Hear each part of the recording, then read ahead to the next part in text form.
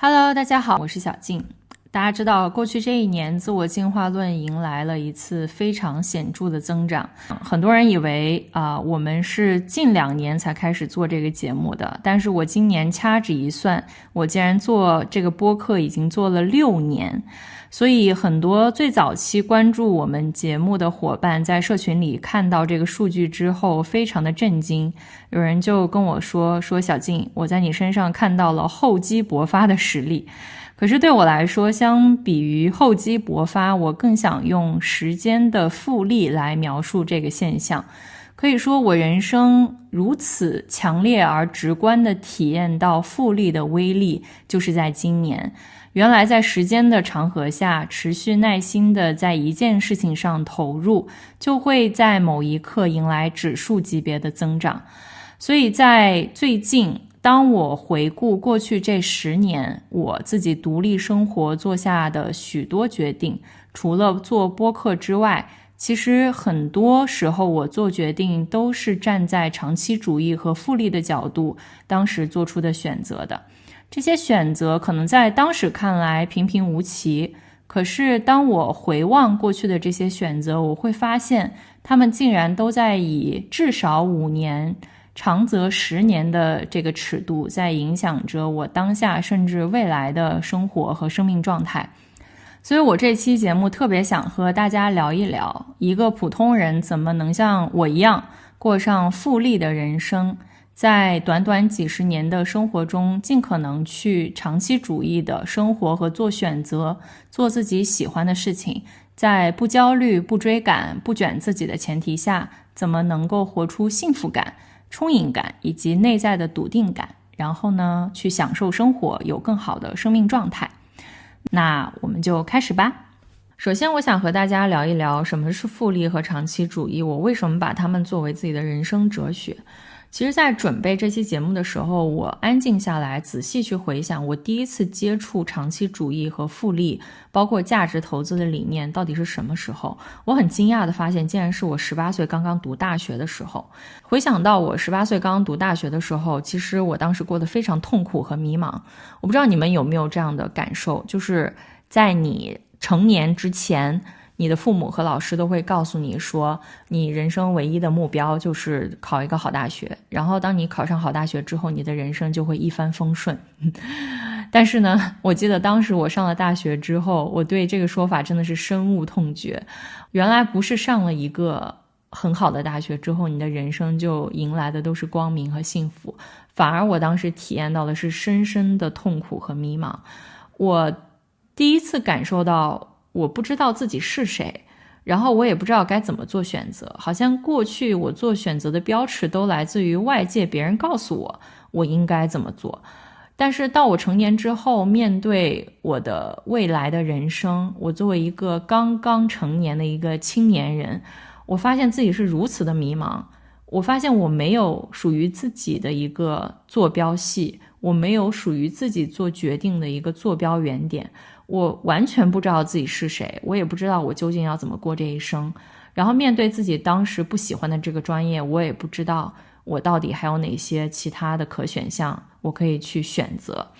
所以人一痛苦呢，就会思考。我当时很痛苦那个情况下，我就决定说那我要多读书，我要去这些书里寻找答案。所以我当时花了非常多的时间在图书馆里面去看各个领域的书，从哲学、心理学、神学到经济学、金融学，各个学科我都看了。然后我第一次接触到巴菲特和芒格以及他们的思想，就是我当时读到了《穷查理宝典》这本书。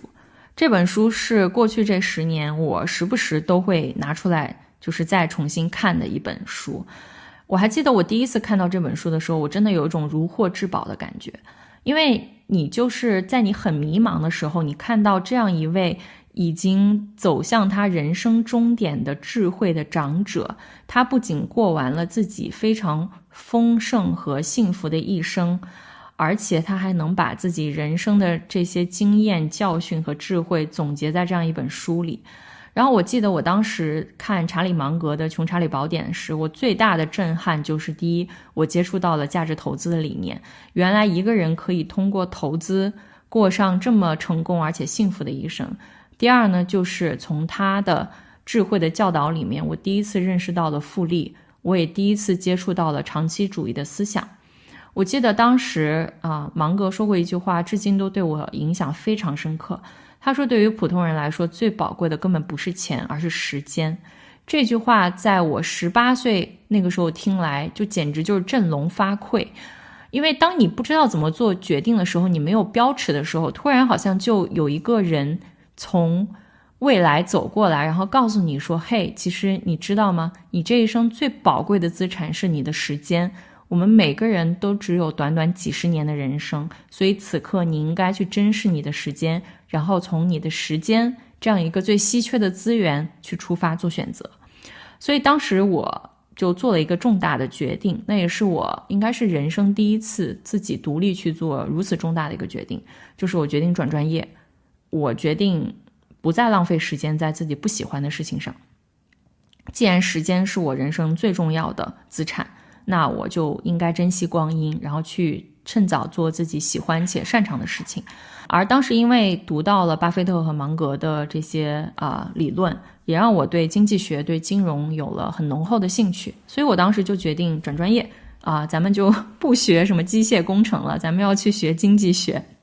所以当时我就完全没有跟我的父母和身边的朋友商量，我就一个人去研究了学校的转专业政策，我就转专业去学了经济学。如今站在30岁，我再回头看10几年前，当那个小孩第一次接触到了复利和长期主义的理论之后，我如此惊叹地认识到，在你人生早年，如果你能够去接触到一些非常有智慧的人，他们可能仅仅3言2语就能够改变你未来一生的人生轨迹。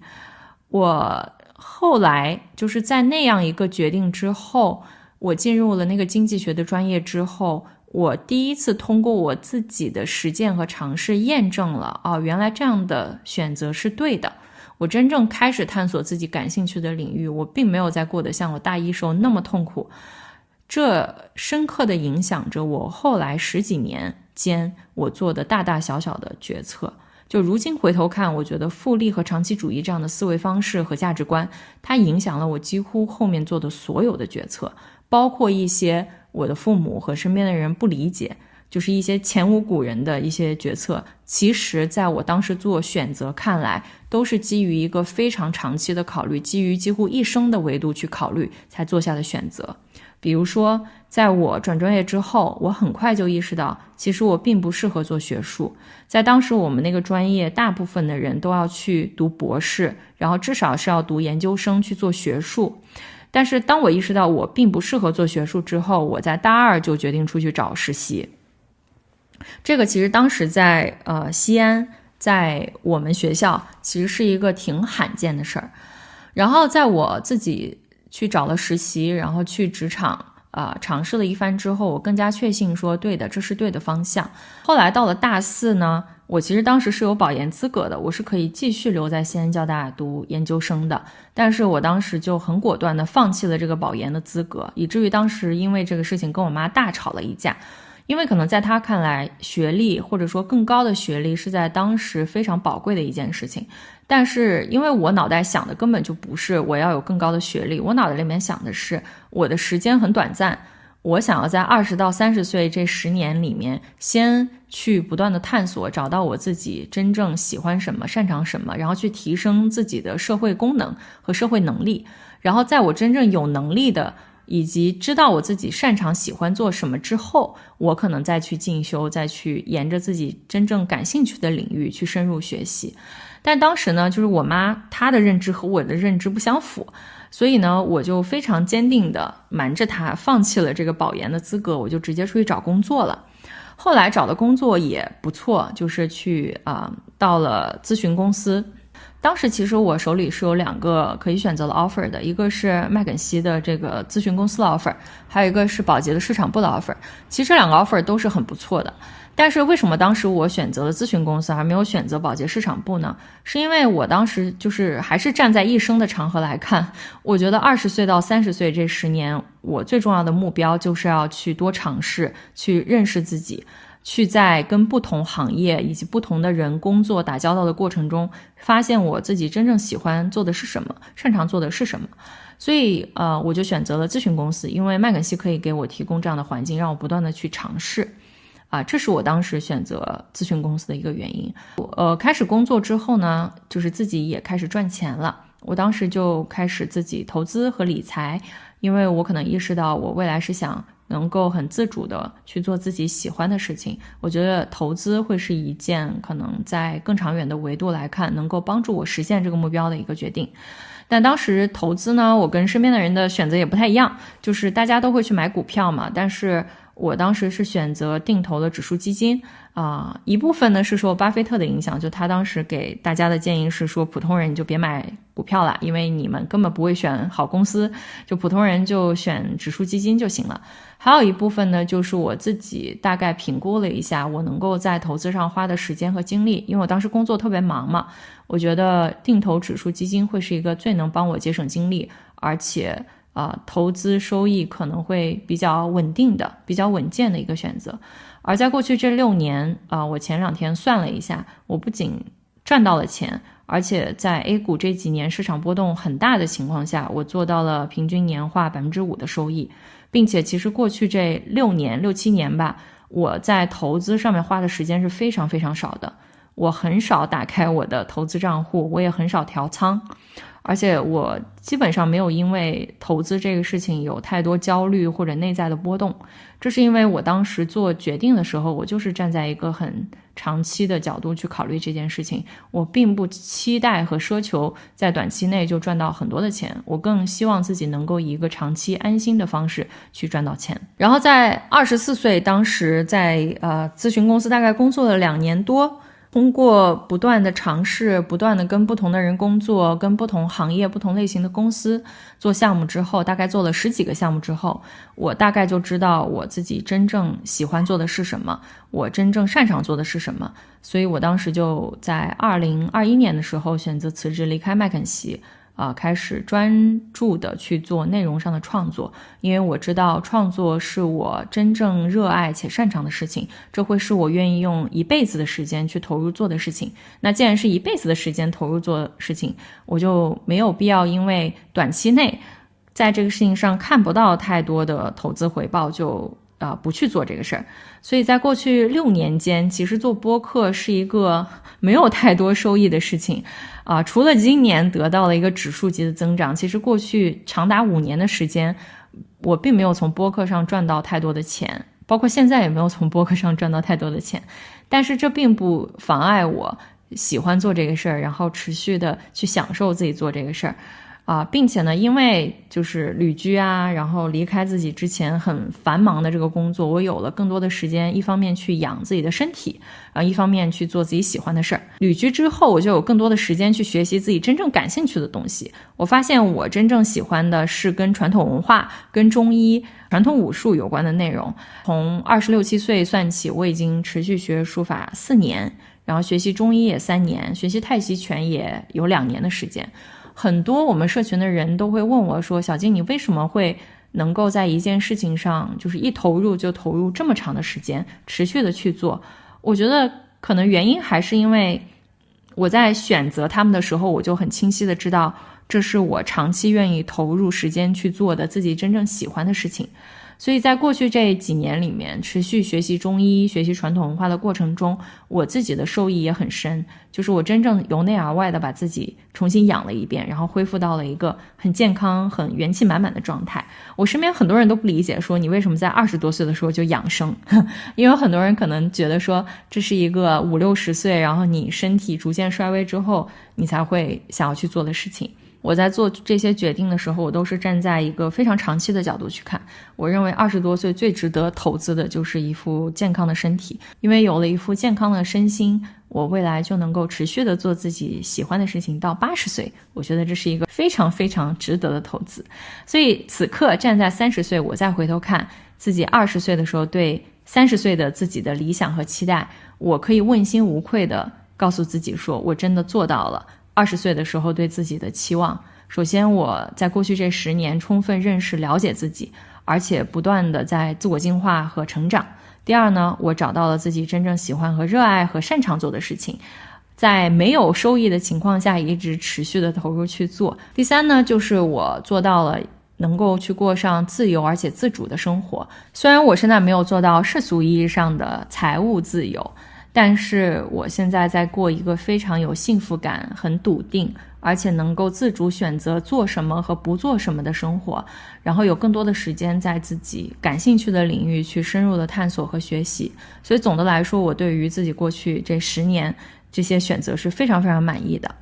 那最近在准备这期节目的过程中，我也在看段永平的一些内容，在看大道的投资问答录，然后就发现说，其实段永平在他20多岁的时候做的很多选择也是这样的，就他放弃了很多自己不喜欢的事情，然后也放弃了很多并不适合自己的环境，甚至是国企铁饭碗这样的工作，然后不断的尝试，不断的探索，最终呢开始创业，做自己喜欢的事情，又在40岁的时候，在自己明明可以继续打拼事业的这样一个黄金发展期功成身退，然后去做投资，去陪老婆孩子。我在看段永平的书的时候，我觉得会让我比20岁刚刚接触价值投资理念的时候更加坚定自己的选择，我更加坚定的认同我从骨子里面和巴菲特和芒格和段永平以及和有志有行和孟岩，我们都是同道中人。这是因为在过去这10年我自己亲自实践，并且站在复利和长期主义这样的一个价值观里面去做这些选择之后，我真正的体验到了他们为我的人生带来的积极的影响。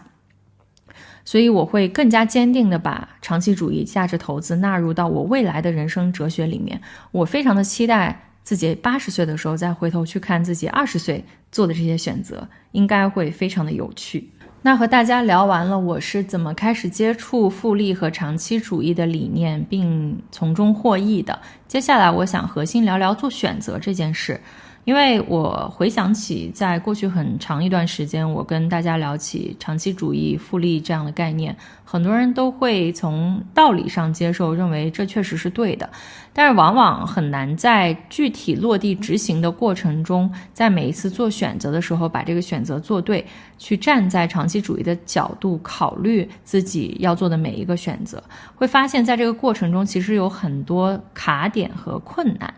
然后我自己也安静下来想了一下，我觉得其实真正要去践行长期主义，就集中在你每一次做选择的时候，你是出于怎样的逻辑和心态去做选择的。而一个选择对于我们不管是投资还是人生的影响往往是巨大的。一个对的选择，它会决定你未来几十年的人生方向和体验，而一个错误的选择也会在未来相当长一段时间让你持续的去付出代价。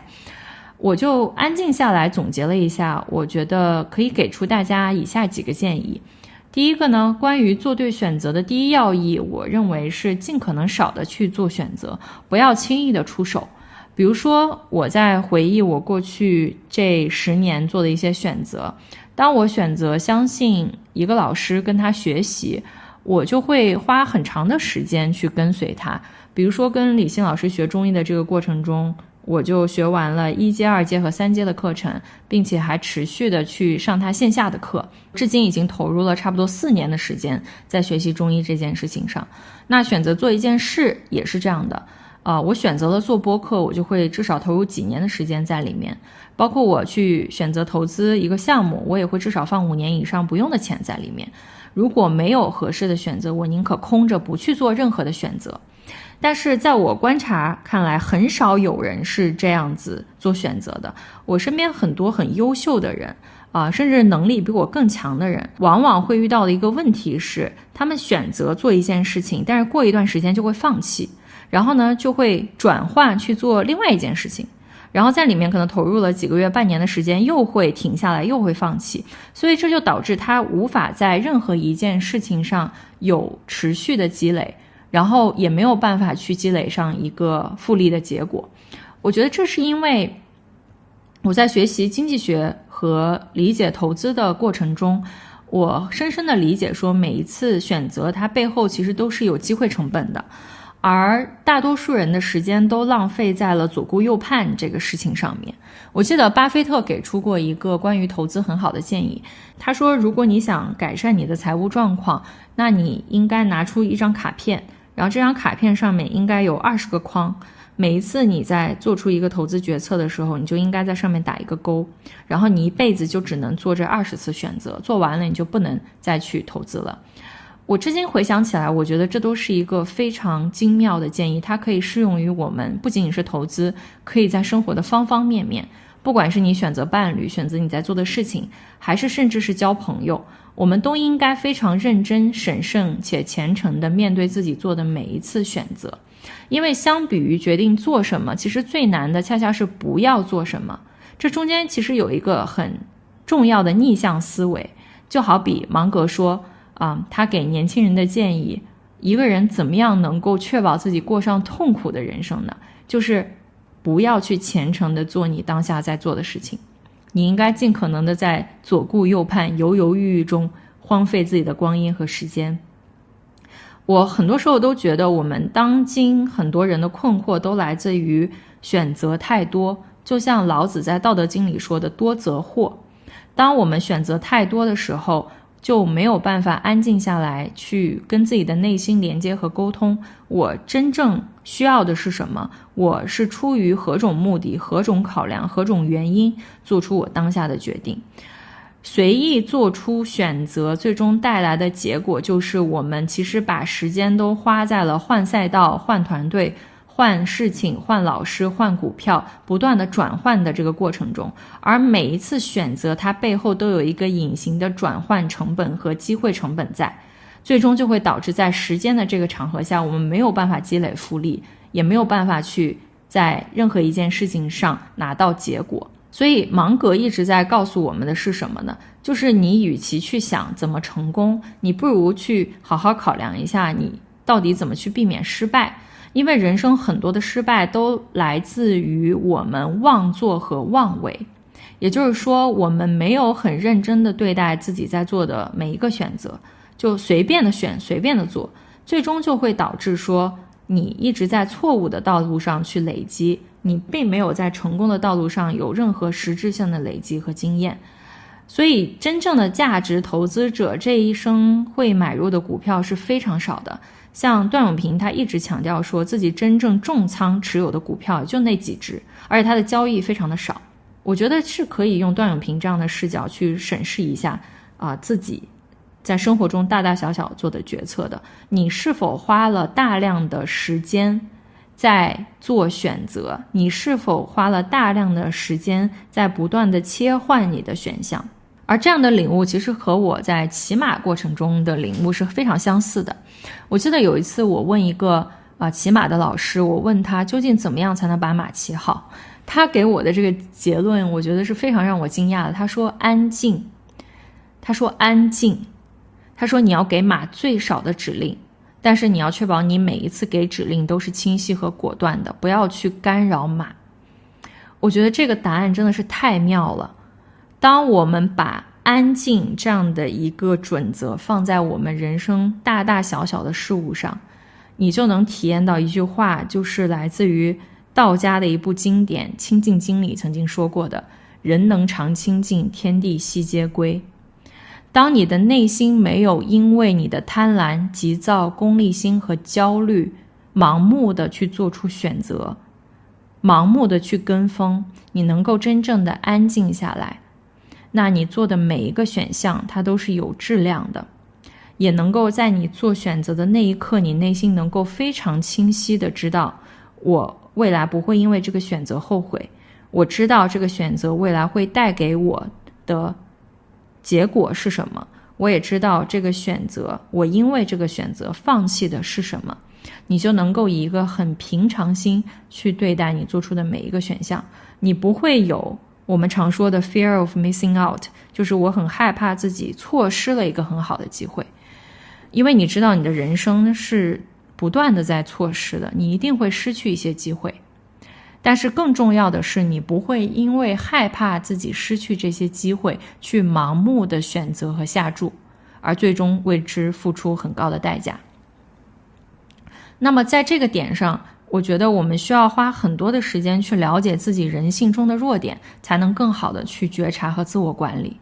比如说，你经常会在怎样的情境下出现哪些负面的情绪，干扰你去理性的做决定。就好比说我在去向内看我内心经常出现的一些情绪，我会经常容易因为急躁，因为心急而去做决定，而往往在我比较心急和急躁的时候做出的决定，最终我都会后悔，我都会深深的意识到，当时我做选择的时候太着急了，我并没有把前因后果，把这个选择的方方面面考虑得足够清楚，我就着急去做出一个选择。而当你不断的累积，不断的犯错，不断的从自己过去做错的这些选择和经验教训中去总结，你就会发现说，人最终最重要的一个事情就是能够觉察和管理自己的情绪。也就是当我们人性中这些弱点浮现的时候，当你看到一个人事业做得很好，你特别想要嫉妒他的时候，当你看到一个人因为短期的投机赚到钱，你特别想要模仿他的时候，当你因为你看到面前的一个短期的蝇头小利，你就特别想要 all in 的时候，你能够觉察这是你人性中这些弱点的情绪在操纵和控制着你，让你没有办法理性、清晰、客观的安静下来，去完整的看到你到底在做什么的时候，我们就能够比较好的去进行一个自我管理，然后你就能够做到说不在情绪上头的时候去做任何重大的决策。因为出于情绪做出来的决定，往往我们都会为之付出代价，然后并且会为之后悔。所以我觉得芒格说的理性并不是说一个人不要有情绪，而是一个人充分认知和了解自己容易产生哪些情绪，自己在什么样的情况下容易被情绪影响和带跑偏，而尽可能不去犯错误，不去被情绪影响，能够在情绪出现的每一个当下把自己拉住，不被这个情绪牵动的去上头做一些错误的选择。我觉得能做到这一点，其实你做选择就已经成功了一半了，你至少不会犯错。第二呢，就是我总结了我的一些关键的决策的标准，就是当我做选择的时候，我一般会依赖哪些标准。首先呢，我觉得喜欢很重要。如果这事儿你都不喜欢，那我觉得你就尽可能的不要去选。因为其实人活在这个世界上，短短一世就只有几十年，我们的时间其实是非常宝贵的。如果这事儿你都不喜欢，但是周围人认为它很有价值，或者说它很赚钱，我依然也是认为我们不应该把时间浪费在这些我们并不喜欢、我们并不享受的事情上。至少喜欢能够让我们可以享受过程，能够投入在每一个当下去享受自己在做的事儿。我觉得喜欢是一个非常非常重要的一个标准，但只有喜欢是不够的，因为人是一个有弱点的生物，很多时候我们会喜欢一些长期来看对我们带来负面影响的事情比如说抽烟，比如说熬夜，比如说刷手机，这些事情它短期内会刺激你的多巴胺，会让你挺高兴挺喜欢的，但长期来看它可能对你的身体健康，对你的人生并没有一个很积极正面的影响。这个时候就纳入我们做决策的第二个很重要的要点，就是能让你安心的选择就是好的选择。安心是一个非常重要的标准，一件事儿、一个选择或者一个人能够让你安心，说明呢这个事儿它本身就是符合本分的，它本身就是能够让你睡得好觉的，它本身就是不会在道德或者说在原则层面犯下太明显的错误，让你付出很明显的代价的，这样的事儿才会是能够让你觉得安心的事儿，能够让你安心的人。但凡是一个事儿它看上去有好处，或者你也挺喜欢的，但是呢它并不能让你安心，多多少少你深入去看，这背后都会有一定的问题的。它可能短期内能够让你尝到一些甜头，能够让你拿到一些结果，能够让你挺高兴的，但长期来看呢我觉得都会在一定时间的维度下面，让我们付出一些代价。所以喜欢和安心我认为是缺一不可的。如果只有安心没有喜欢，我觉得这个选项也是有点问题的。如果只有喜欢没有安心，那大概率呢，这个选项也是没有办法长期为你创造价值的。第三个点呢，就是我会去客观的看这个事情，它是能够长期给我带来价值的，而不是短期内创造一些利益的。我非常喜欢段永平的一个比喻，他说投资就像种田，而投机就像狩猎。什么意思呢？就是投机呢，你就只在乎你眼下狩猎过程中你打死了多少匹羊，或者打死了多少个鸟，你有多少成果。但种田呢，你会考虑的因素会更长久你会很勤恳的每一天去施肥，去耕耘这个土地，你会在意这个土壤的活性和土壤的健康程度，因为你不是只种当下今天这个田就结束了，你是每一年你都会持续的在这个田里耕耘，然后每一年都会去收到这个种田带给你的结果。所以很多时候我在做决定的时候，我都会从这个角度去思考。比如说练太极拳这个事儿，短期来看呢是没什么用的，而且特别花时间。我但凡就是决定要去练拳，要打太极，我至少40分钟就会出去，因为太极108式就很花时间。但是呢，这个事儿它虽然短期看没什么用，长期来看呢，它对我的整个人的精气神的滋养，它对我心性的修炼这个能够带给我长期的价值是很显而易见的。所以我愿意像种地一样，每天都投入时间去做这件事儿。包括冥想打坐这件事儿也是的，你每一次打坐的时候，看上去你花了半个小时坐在那儿啥也没干这个事儿呢也没有带给你什么实际的产出。但从长期来看所有通过静坐和冥想体会到它长期带来价值的人都会告诉我说，你一定要坚持静坐这件事情它长期带给你的好处是不可用任何金钱和任何实际的这个成果去衡量的。所以在我过去这几年长期的打坐，长期的冥想，长期的练太极拳的这个过程中，我的确体验到了这些没有办法用语言三言两语概括的好处，但它带给我的价值是实实在在的。那当我们根据以上的准则，首先我们尽少的去做选择，其次我们选择的这个选项尽可能的是让自己喜欢的，让自己安心的，并且能够给我们长期产生价值的，那这样的一个选择其实本身就已经一定程度上决定了它能在未来为我们带来正向积极的影响和结果。可是我观察还是有很多困难在后续坚持和执行的这个过程中。就比如说学中医这件事情和学太极这件事情，我会发现跟我同期开始学习的人大家一开始也都是雄心壮志，然后呢希望能够长期坚持学习和做这件事情。但是呢在半年的这个时间点就已经退出了一半人，然后在1年的这个时间点很多人就已经放弃了，而且完全不会再拨出时间去学习和练习。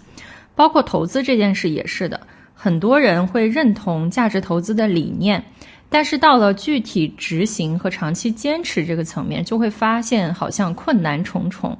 好像总是很容易被市场的波动影响，拿不住自己在投资的这个标的，总是会因为各种各样外界的因素波动和放弃。那最后这个部分我特别想和大家聊一聊，就是在我们做对了选择之后，到底该怎么长期坚持，然后持续去执行，才能最终享受到这个复利的成果。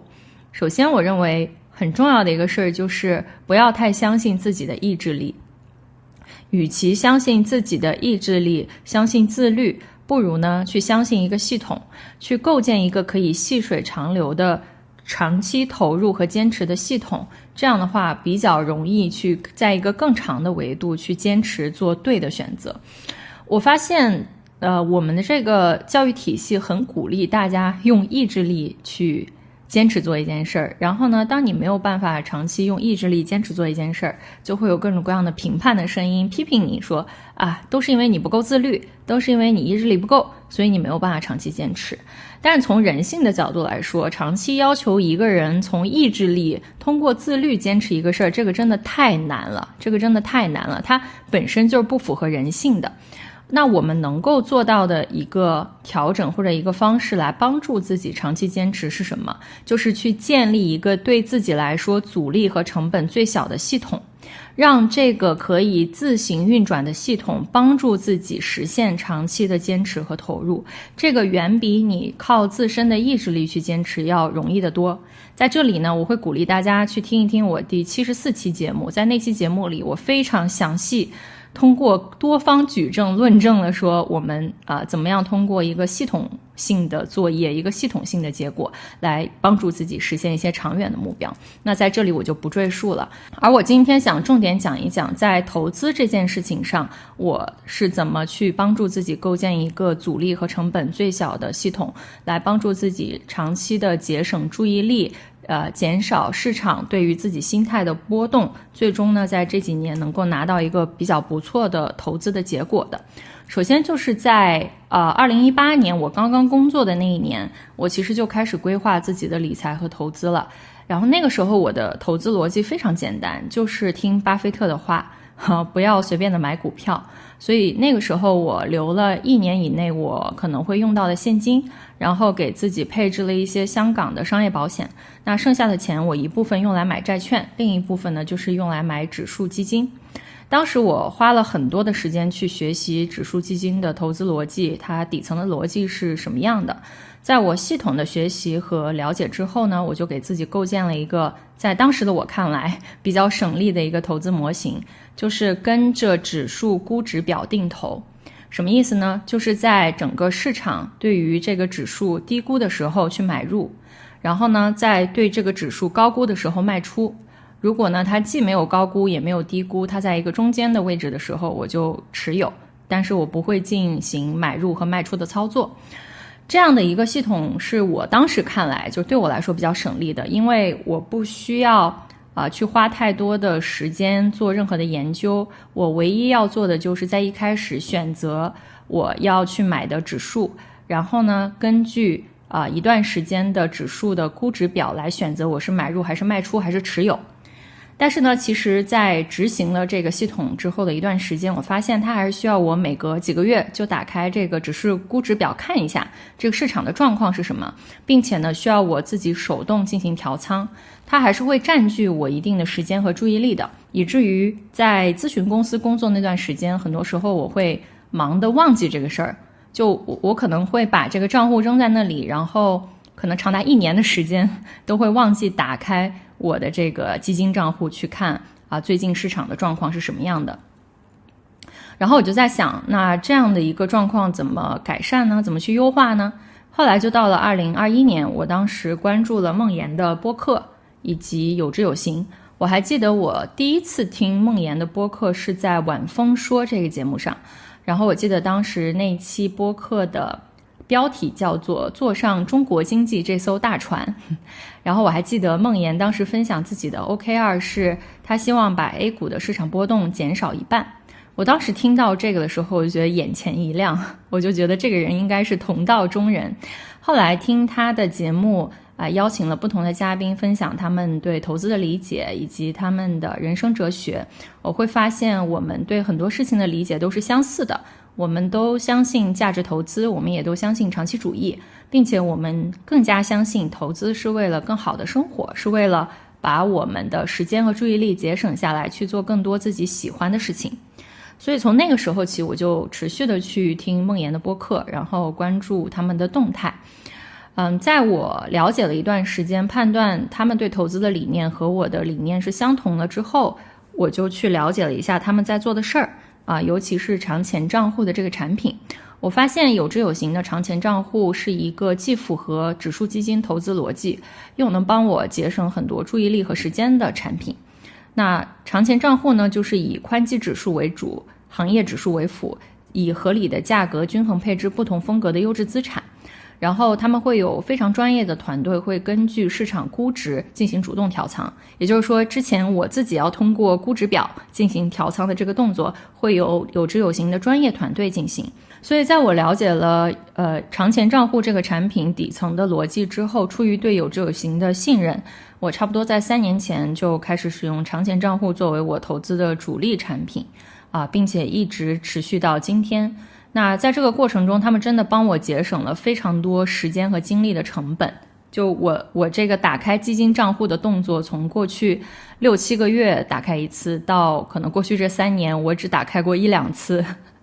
那个长钱账户，并且最近一次打开就是因为要跟有知有行合作，然后他们提醒我说你一直是我们的用户，然后我才想起来，对我还有好大一笔钱放在长钱账户里面，我一直都没有去看。结果打开之后就发现自己过去这3年赚到了钱，而且就还赚到了不少。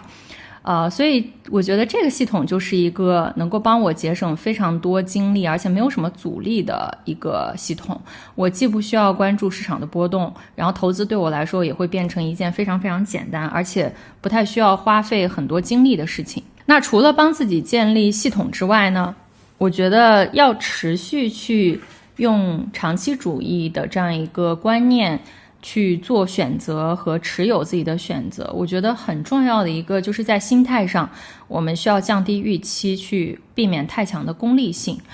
其实当你做一件事情，你很明确它长期的价值是什么的时候，你就不会那么去计较就是眼前这个暂时的得失。比如说当时我辞职离开上海的时候，其实大家可能都就是外界很多人都猜测说我当时在麦肯锡做的不开心，我不喜欢这个工作。其实恰恰相反，我当时其实刚好在一个事业的上升期，然后那是我可能在公司待的最开心的一段时间。但是在那个时间点，我发现我的身体跟不上了，就是过去很多年非常劳累疲惫长期出差的这样一个工作节奏，让我身心俱疲。然后在事业发展的这个黄金期，我选择了旅居和休息，调理身体。从短期来看，我确实损失了那几年的收入，包括一个比较好的职业发展。但是站在一辈子的角度来看，我觉得既然我已经明确知道我喜欢做的事儿是什么，那我在25岁这个时间点，我最需要做的其实就是为自己打好地基，先把我的身体养好，我未来才会有时间包括身体的这个资本去持续的投入，然后去为自己积累复利。还有一个呢，我觉得很重要的就是我觉得做很多事情都需要用一个玩耍的心态去享受过程。比如说巴菲特和段永平他们都会持续的强调说要持续去做自己喜欢的事儿，赚钱呢只是副产品。包括巴菲特说他每天跳着踢踏舞去上班这曾经是在我20岁的时候特别特别羡慕的一个状况。然后我很开心的是，现在我也可以用跳着踢踏舞去做自己喜欢的事儿这样一个心态去面对每天我在投入做的事情。所以我比如说做播客练习太极学习中医练习书法，其实也都是这样的。我真正享受的是当下做这件事儿那个过程。至于这个字儿写的好不好，或者太极拳打的好不好，节目呢做的成果怎么样，这个都是我在持续做自己喜欢的事情过程中一个很自然的副产品，它是自然而然时间带来的结果。我前阵子因为在家练很多字，然后就把这些字发到我们社群里面，然后突然就是有人说，哇，小静的小楷已经写得这么好了。然后我那一刻经过他提醒，我才意识到真的，我以前就是觉得小楷怎么这么难，就很难写好，但是也没有特别在意自己过程中写得很差。就我觉得对于我来说，写字它是一个调心调神的过程，其实字写得好不好看这个不是很重要，所以我没有那么在意当下这个字写得好不好看的这个暂时性的结果。但那天经过我们社群的伙伴一提醒，然后我才猛然发现，就在过去这2-3年，我没有很在意自己短期内这个字儿有没有写得很好的这个过程中，我持续的去练习，持续的去写，竟然我在不知不觉中这个字儿就写得很好。你看这个过程就很相似，就我做播客也是这样一个感觉。就我好像没有很在意说这个播客播放量多少，然后有多少人喜欢听，订阅量多少。但是就是在过去这6年不知不觉中，我们现在已经成为了一个100万订阅的节目了。我觉得这种感觉是非常美妙的，因为你会觉得这个结果不是一个你特别辛苦想要去抓取的一个东西，而是有点像你在做自己喜欢的事儿，然后上天送给你的一个礼物。你不会有那么重的得失心，反而你会觉得这是一个额外的奖励。那第3点呢，就是我觉得不管是投资还是我们在生活中，我觉得很重要的一个理念是我们怎么去面对周期和波动。